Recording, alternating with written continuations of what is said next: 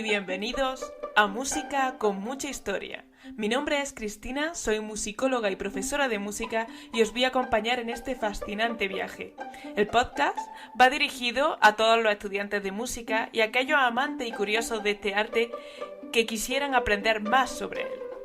Nos centraremos no solo en la conocida como música clásica, sino en todos aquellos géneros que ya forman parte de la historia. Hablaremos de autores, intérpretes y personajes reconocidos. Analizaremos obras, nos adentraremos en los periodos más interesantes y nos divertiremos hablando de mi tema favorito.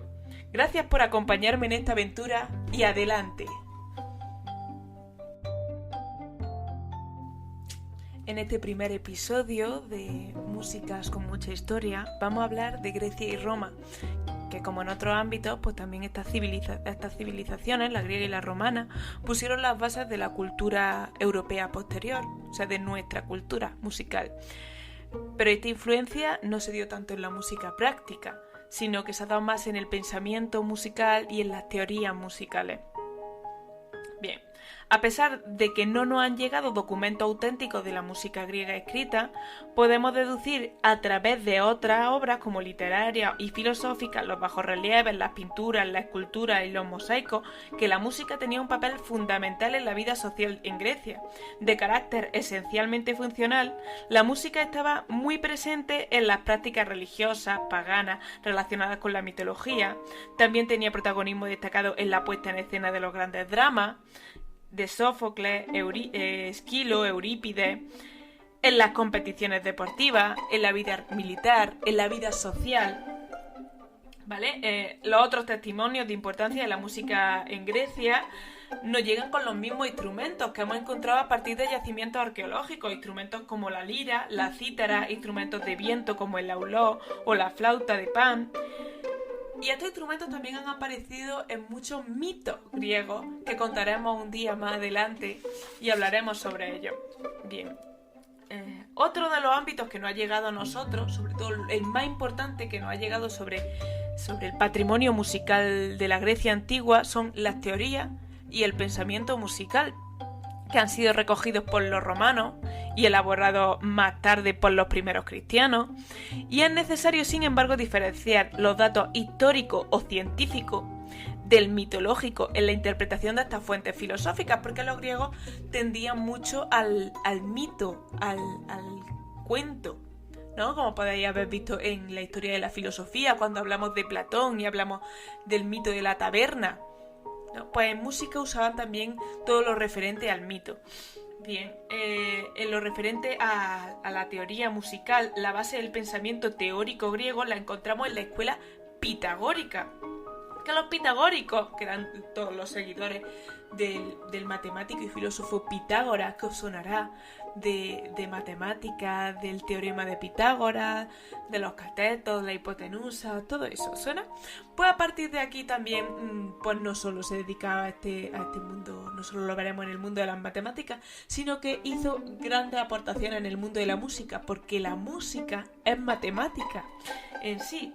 Pues los pitagóricos, que eran los seguidores de Pitágoras, no solo compartían una serie de ideas filosóficas, sino como un estilo de vida en común. Era básicamente como una especie de religión, ¿no? En la que defendían que el universo entero tenía una estructura matemática, que la base de todo residía en el número. Y a partir de aquí, pues van a ir desarrollando todo su pensamiento musical, ¿vale? Según sus discípulos, ya que Pitágoras no escribió nada, o si lo escribió no se ha conservado nada, su pensamiento se fundamentaba en el número, como hemos dicho, ¿no? Que es el principio material de los seres y causa de sus cambios y estados. Todo eso decía Pitágoras. El número tiene dos elementos. El elemento par, que es el elemento infinito, y el elemento impar, que es el finito, de los cuales participa la unidad, porque es par e impar a la vez, ¿no? De la unidad se extrae el número y todos ellos conforman el cielo. Resumiendo, desde el punto de vista científico, los pitagóricos le dieron una base científica a las matemáticas, estableciendo el número como principio de toda proporción, orden y armonía del universo. Bien, pues Pitágoras, como hemos dicho, aparte de ser importante en el mundo de las matemáticas, en el mundo de la música tiene mucha importancia.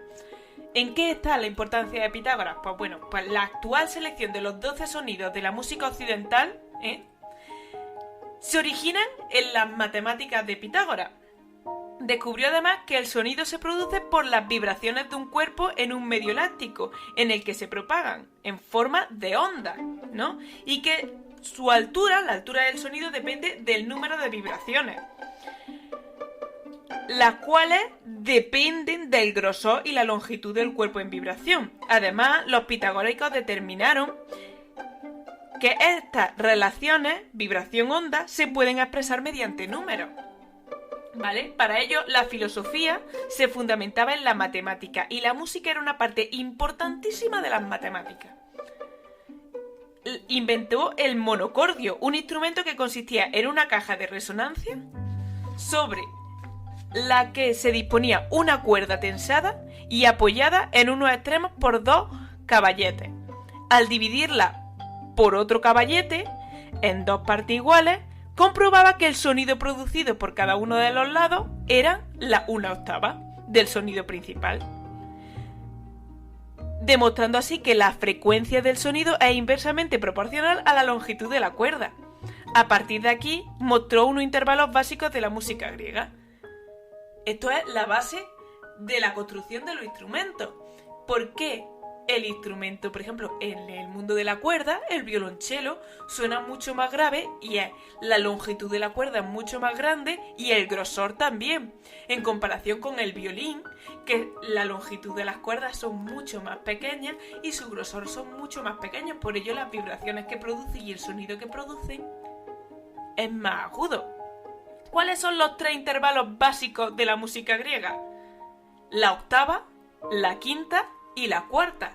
¿Os suena? Porque también son los intervalos básicos de la estructura armónica de la música occidental. La octava hemos dicho que es la proporción de la mitad de la cuerda, 2:1, y la llamaban diapasón. La quinta es si dividimos esa misma cuerda en 1/3, entonces sonará la quinta de la octava, que sería la proporción 3:2 y que llamamos diapente. Y luego tendríamos la cuarta, o diatesaron, que es la proporción 4:3, es decir, si dividimos la cuerda en 1/4, ¿vale? Posteriormente van a surgir los géneros musicales, que van a hacer referencia a la ordenación de los sonidos de acuerdo con su proximidad y teniendo como base el tetracordo, es decir, 4 notas que abarcan una cuarta justa. Así encontramos 3 tipos de género. El género diatónico, que incluye 2 tonos y un semitono. El género cromático, que incluye un semidítono y 2 semitonos. Es decir, el semidítono es un tono y medio, que sería de la a sol bemol. Y luego el género enarmónico, que incluye un dítono y 2 cuartos de tono. Un dítono sería de la a fa, 2 tonos. Y luego ellos consideran que fa bemol y mi no es la misma nota porque usan la afinación real, la de por proporciones y hercios. Nosotros actualmente utilizamos la afinación bien temperada, que es la afinación que utilizan los pianos. Por eso nosotros diferenciamos que entre que fa bemol y mi sería la misma nota, ¿verdad? Pues para ello eso sería un cuarto de tono. Por lo que la base de la música griega está en el intervalo de cuarta, que ellos hablaban de que era el intervalo natural de la voz humana y que era lo que formaba los tetracordos descendentes, ¿vale? La ordenación de los 3 intervalos de esos 4 sonidos o notas son lo que luego formarán los modos griegos, que hablaremos más adelante en un próximo episodio que tendrá lugar muy pronto. Bueno, y hasta aquí el episodio de hoy. Espero que os haya gustado. Si es así, me ayudaría mucho que dejarais comentarios, le dierais a las estrellitas si me escucháis desde iTunes y me sigáis en Instagram, que me llamo Profe Música Cris, y compartáis, si lo estáis escuchando desde Spotify, compartáis el enlace con gente que penséis que os puede interesar. Muchas gracias por escucharme y hasta la próxima.